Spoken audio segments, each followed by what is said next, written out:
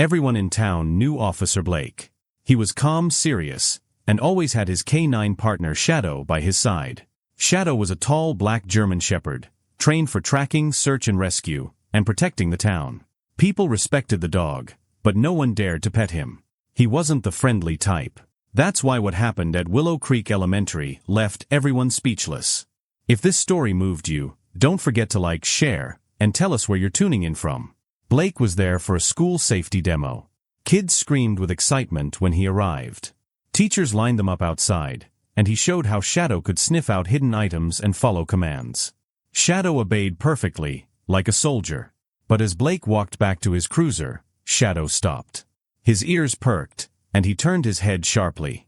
That's when they saw her, Rosie. She was sitting alone near the steps, holding her sketchpad tight.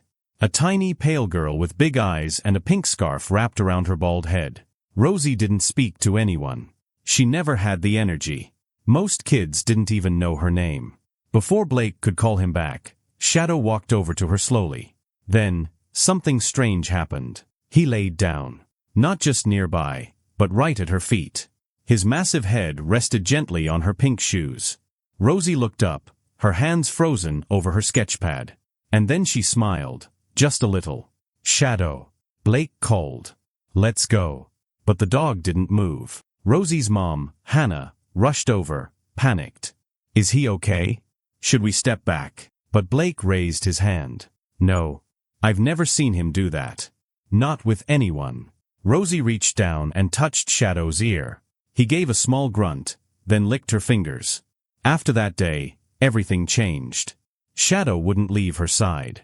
Every time Blake passed Rosie's house on patrol, Shadow would paw at the window whining. One day, Blake gave in.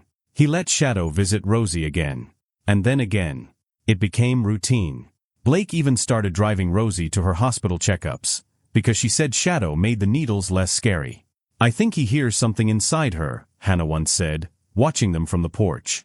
Something only animals can understand. Blake nodded. He's trained to sense distress. But this is something else. Every visit, Rosie would draw. But not flowers or animals like other kids. She drew Shadow. Dozens of times. In all her drawings, he had wings. I draw him like that, 'cause he's my angel, she once told Blake. But don't tell him. He already acts too cool. Blake chuckled. Don't worry, your secret's safe. Sometimes Rosie would nap with her head resting on Shadow's back. He wouldn't move an inch. Even her doctors noticed the difference. Rosie smiled more. Ate more. Her tests slightly improved. But no one dared to hope too much. Then came the hospital stay that lasted longer than usual. Shadow waited at the door for days, tail still, eyes fixed. When Rosie finally came home, weaker than before, she reached out her arms and whispered, I missed you. Shadow whined softly and buried his face in her lap. From that moment on, Rosie's mom started calling Shadow something new. She kissed his forehead and said, You're not just a police dog anymore. You're her guardian angel. And somehow, everyone in town believed it too. After weeks of slow progress, Rosie's health began to crash. First it was small things, bruises that didn't fade, long naps in the middle of the day, a cough that wouldn't stop. Then came the fevers. And the silence. Shadow knew before anyone said a word. At first, he just seemed restless. Pacing the hallway. Sniffing Rosie's backpack over and over. Then he stopped eating. He'd sit at the door, ears up, tail still. Whenever an ambulance passed by outside, Shadow would howl. Not bark, not whine, but howl low and deep. Officer Blake noticed right away. He tried to take Shadow out on patrol, but the dog wouldn't focus. He disobeyed commands. He snapped at other officers. He's not himself, Blake muttered. It's like, something's breaking inside him. Rosie had been in the hospital for over a week when the phone rang. It was Hannah. Her voice shook. She's asking for him, she said. She's barely awake, but she keeps whispering his name. I think this is it. Blake didn't waste a second. When they got to the hospital, the nurse tried to stop them at the door. I'm sorry, dogs aren't allowed upst. She's dying, Hannah said quietly. Let him say goodbye. The nurse paused, looked at Rosie's chart, then stepped aside. When they entered the room, Rosie was a whisper of who she used to be. Tiny. Pale. Her lips cracked, her hands limp. Machines beeped softly around her. Shadow walked slowly, not like his usual proud stride. He stepped up to the side of the bed and stared. For a moment, it was like even he didn't recognize her. Then, as if he remembered, he let out a soft whine and jumped gently onto the bed. Everyone froze. But Rosie opened her eyes, barely. Her fingers twitched toward him. "Shadow," she whispered. Shadow laid beside her, placing his head right near her chest. The monitor beside the bed seemed to calm. Her heartbeat softened, steadied, like it felt safe again. Hannah covered her mouth, tears falling freely. Blake stepped back, letting them have the room. For the next 6 hours, Shadow didn't move. Nurses checked in, doctors walked past, but no one asked him to leave. It was like they all knew it mattered. Hannah sat in the corner, holding Rosie's sketchpad. The last page had a drawing of Shadow with huge wings, and Rosie on his back, flying above the clouds. "She said he would take her home," Hannah whispered. Around 3 a.m., the room grew still. The machines slowed. The beeping stretched longer between each sound. Hannah stood up, tears already falling. Rosie didn't cry. She didn't speak. She just reached one hand onto Shadow's fur, and left it there. The flat line came seconds later. Shadow didn't react at first. Then he let out one long, soft sound. A whimper that shook the air. He didn't move. Didn't leave. Just stayed there, guarding her the way he always had. No one asked him to go. Not yet. By morning, Blake placed a hand on Shadow's back and whispered, "Come on, boy. We have to let her rest now." But Shadow stayed.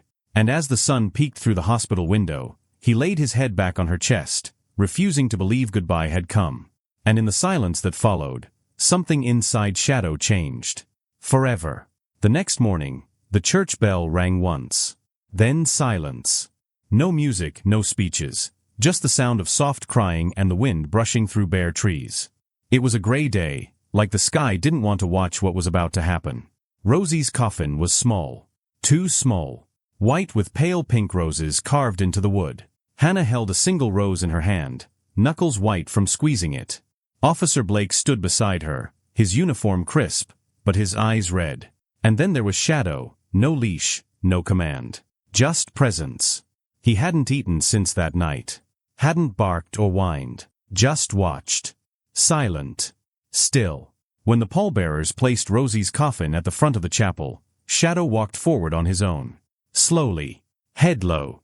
Tail dragging. No one called him. He just knew where to go. He reached the base of the coffin, turned in one circle, then lay down. He rested his head right beneath it, like he was guarding her one last time. A murmur moved through the guests. "Is that the police dog?" someone whispered. "I've never seen a dog act like that," another said.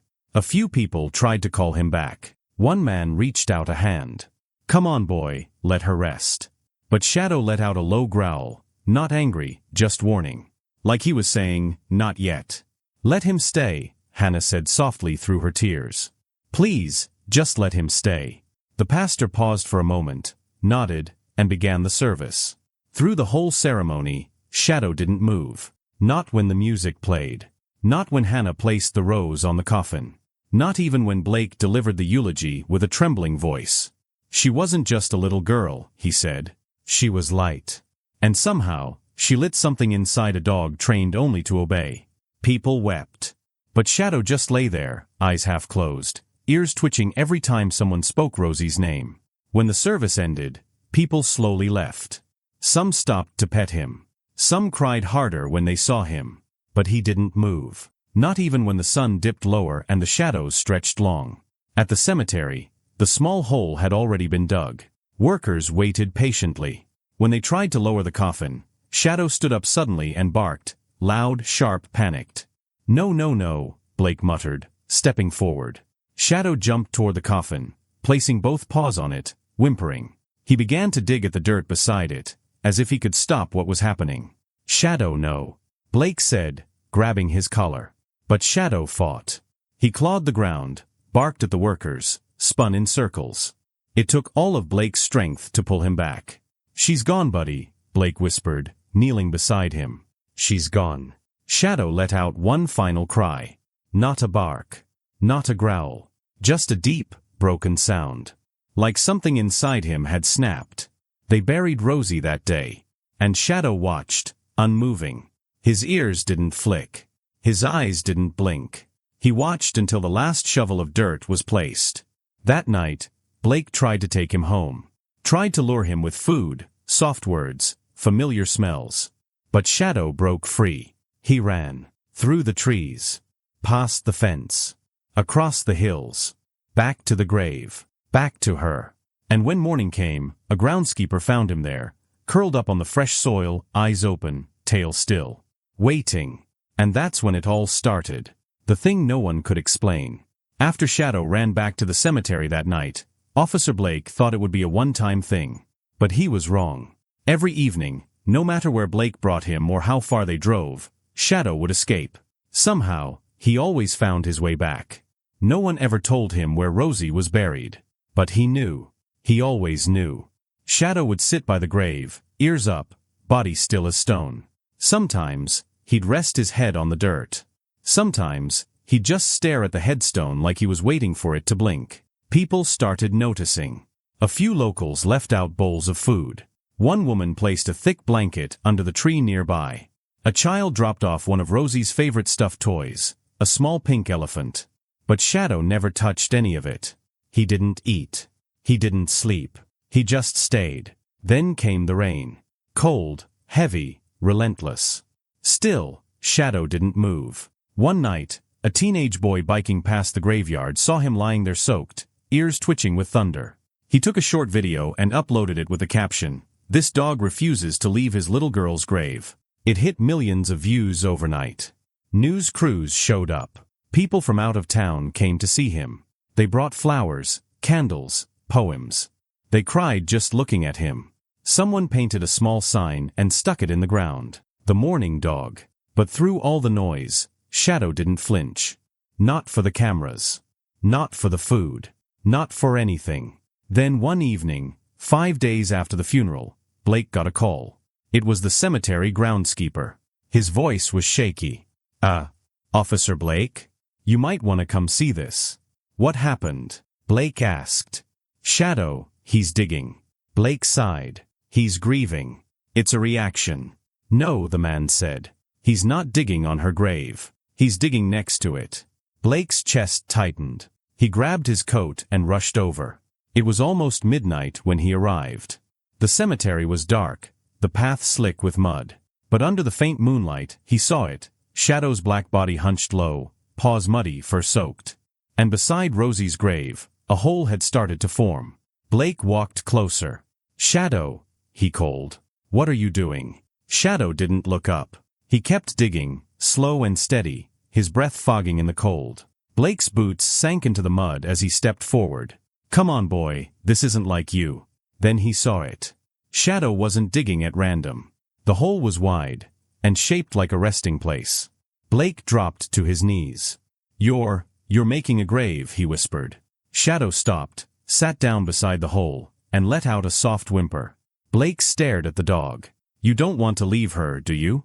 Shadow blinked slowly, like he understood. Then he laid down right beside the empty space he'd made, his body curled tightly, tail wrapped around his legs. Blake felt his throat close. "You're trying to stay. Forever." He didn't know what hurt more, the silence, or how much sense it made. But what came next was even stranger. Because when Blake reached out to comfort him, Shadow suddenly turned his head, and stared off into the trees. Then, without a sound, he stood up and walked toward the woods, like he'd heard something calling. And Blake, frozen with confusion and dread, could only whisper, "Where are you going, boy?" Shadow didn't turn back. And for the first time since Rosie died, he left the grave behind. Blake stood frozen at the edge of the trees, eyes locked on the path Shadow had disappeared down. The dog was gone, vanished into the woods like he had a purpose. But Blake's gut told him to turn around. Back at the grave, the shallow hole Shadow had dug still sat open beside Rosie's resting place. The wind picked up, stirring the blanket of wet leaves around it. Something about that hole gnawed at Blake's thoughts. He called the groundskeeper again.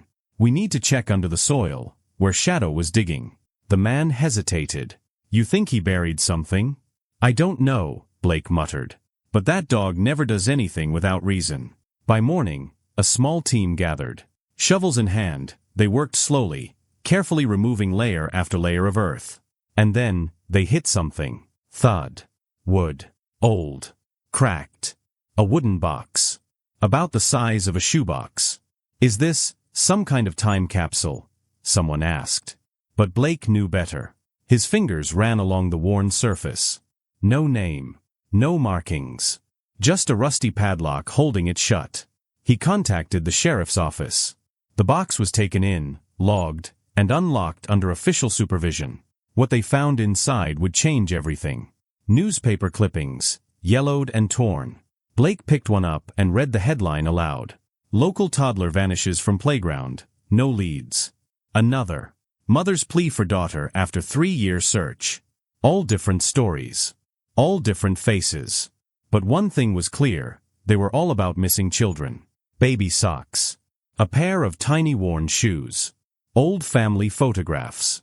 And then, Blake paused. His fingers trembled as he held up one photo. It was a baby girl. Big eyes. Round cheeks. Curly brown hair. She couldn't have been more than 1 year old. And she looked exactly like Rosie. Blake swallowed. That can't be. A detective leaned in. "It might be her." "No," Blake shook his head. "Rosie wasn't even born 20 years ago." They ran the photo through facial recognition software, comparing it with known images of Rosie. Then came the bombshell. The baby in the photo wasn't Rosie. It was Hannah, Rosie's mother. DNA testing followed. It took 3 agonizing days. When the results came back, Blake could barely speak. The baby in the photo was Hannah. She had been abducted as a child. Her entire life had been built on a lie. Blake sat with Hannah when they told her. She stared at the papers in disbelief. "So my parents, they weren't." He nodded gently. "You were taken, Hannah. As a baby." She covered her mouth, tears streaming down her face. "But Rosie, how would she know?" "She didn't," Blake said quietly. "But Shadow did." It began to make sense. Shadow digging beside the grave, not on it. His restlessness. The sudden change after Rosie died. He wasn't just mourning. He was trying to show them something. Something Rosie had somehow stirred awake. "She always had strange dreams," Hannah whispered. "She'd say things that didn't make sense. 'I see a box in the dirt, Mama. I thought she was just imagining things.'" Blake's voice cracked. Maybe she was remembering something that wasn't even hers. Something passed down. A memory. A trace of trauma echoing through generations. And Shadow. He had felt it. That night, Blake stood alone at the grave, staring at the empty spot beside it. "Thank you, boy," he whispered into the quiet. "You weren't just grieving. You were protecting the truth." But the mystery wasn't over. Because the old box had another detail, a faded envelope at the bottom. Inside it, a single name, Evelyn, and a place. Blake turned it over. It was a town 3 hours north. Shadow had disappeared in that direction. 3 days after the box was found, Shadow returned. He showed up at Blake's doorstep early morning, muddy paws, tired eyes, and something different in his gaze. It wasn't grief anymore. It was purpose. Blake opened the door slowly. "Shadow." The dog looked up at him, then turned, and began walking. No leash. No hesitation. Blake followed.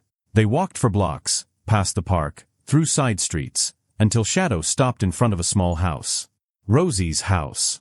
Blake hesitated at the door, but Hannah answered before he knocked. Her eyes were red from crying, but she managed a small smile. "He's been here before," she said. "Always sits under Rosie's window." Shadow brushed past them and headed straight to Rosie's room. Blake followed him inside. The room was still, untouched. A faint scent of lavender hung in the air. Rosie's stuffed animals lined her bed. Her sketchpad lay open on the desk. But it was the walls that stopped Blake cold. Dozens of drawings taped neatly all around. But they weren't cartoons or animals. They were faces. Some smiling. Some blank. Some crying. "Did Rosie draw all of these?" Blake asked softly. Hannah nodded. "Every single one. Said they came to her in dreams." Blake stepped closer. One drawing, near the corner, made his heart stop. He pulled out the photo from the old wooden box. The The missing child, Charlie Miller, age 6. He held it beside Rosie's drawing. It was identical. Same nose, same eyes, same scar on the chin. Then another. And another. He spread the box photos across Rosie's bed. Every single child from the cold case had already been drawn on Rosie's wall. Blake's voice broke. She knew. Somehow she knew. Hannah sank into the bed. But she never explained. Said she didn't know who they were. Just that they were lost. Shadow sat quietly in the corner, eyes steady, watching them.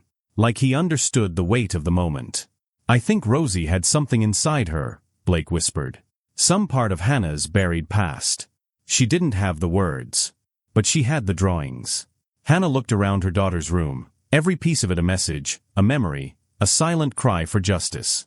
Blake contacted the task force. They sent the drawings to forensic artists.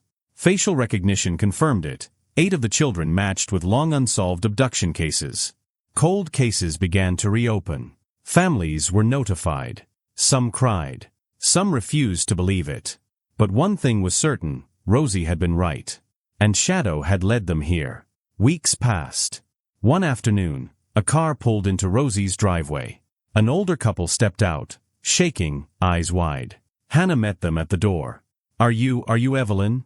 The woman asked, voice trembling. Hannah nodded. Yes. The man wiped his eyes. We're your parents. DNA tests had confirmed it. The photo in the box. The name in the envelope. After 29 years. Hannah was reunited with a family that had lost her. They stood together in Rosie's room, holding hands, tears flowing freely. She gave me everything, Hannah whispered, running her fingers over Rosie's last drawing. Even after she was gone. The town built a small memorial outside the chapel, near Rosie's grave. It wasn't big. Just a bench, some flowers, and 2 plaques. One read, "To Rosie, the girl who whispered truths through art." And next to it, a second. "To Shadow, the canine who never stopped listening." At the ceremony, as people gathered in silence, Shadow sat beside the plaques, tall still, eyes watching the wind. He didn't cry. He didn't bark. But in that moment, everyone knew. He understood. And he was finally at peace.